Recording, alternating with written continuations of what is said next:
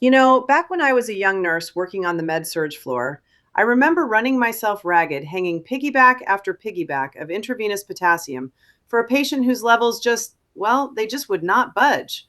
I mean, we are talking endless IV infusions, rechecking labs, and watching that serum potassium linger at 3.1 MEq per liter.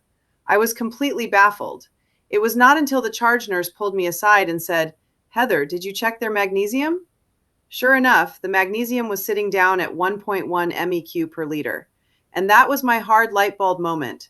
If you do not fix the low magnesium first, the kidneys literally just dump all that expensive potassium straight out into the urine. That refractory connection between potassium and magnesium is one of the most critical axes of cardiac and muscle excitability you will ever manage at the bedside.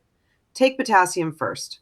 When you see a serum potassium over 5.0 MEq per liter, hypercalcemia, whether it is from acute kidney failure, rhabdomyolysis, or even an ACE inhibitor, your absolute first nursing priority is not grabbing medications.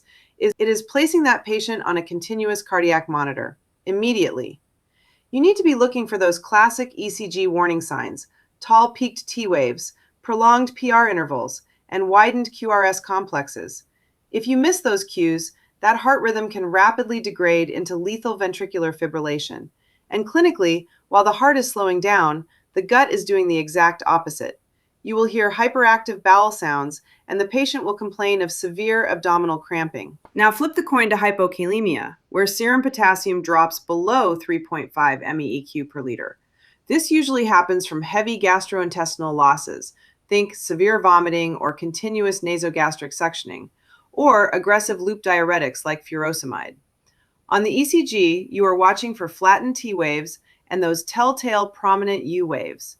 But the real danger here is profound skeletal muscle weakness that can progress to respiratory paralysis.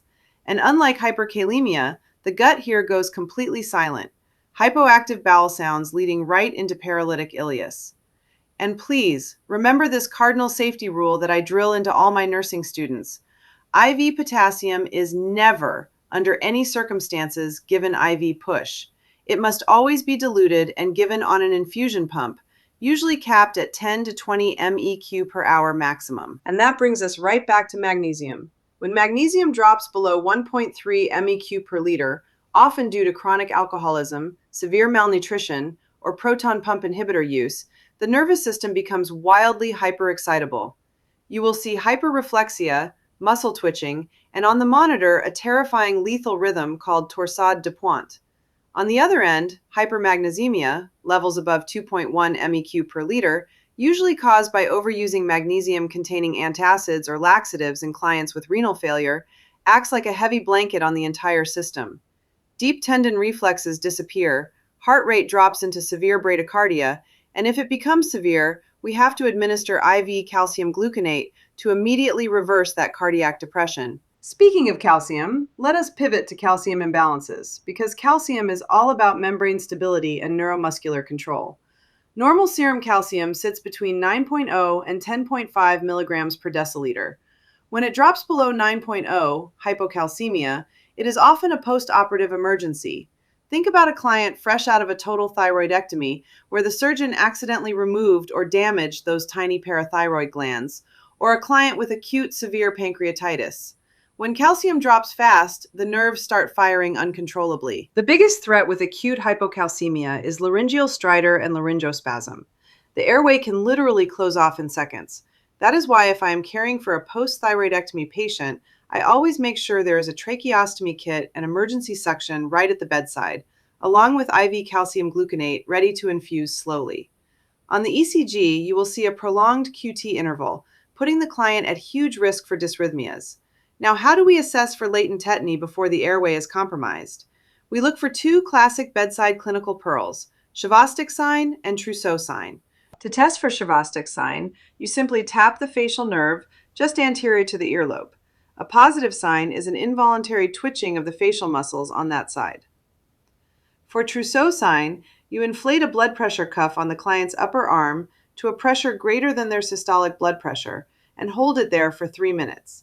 If they develop carpopedal spasm, a painful contraction where the hand and fingers flex inward involuntarily, That is a positive Trousseau sign, indicating severe muscle irritability from low calcium. On the flip side, hypercalcemia, levels exceeding 10.5 milligrams per deciliter, slows everything down.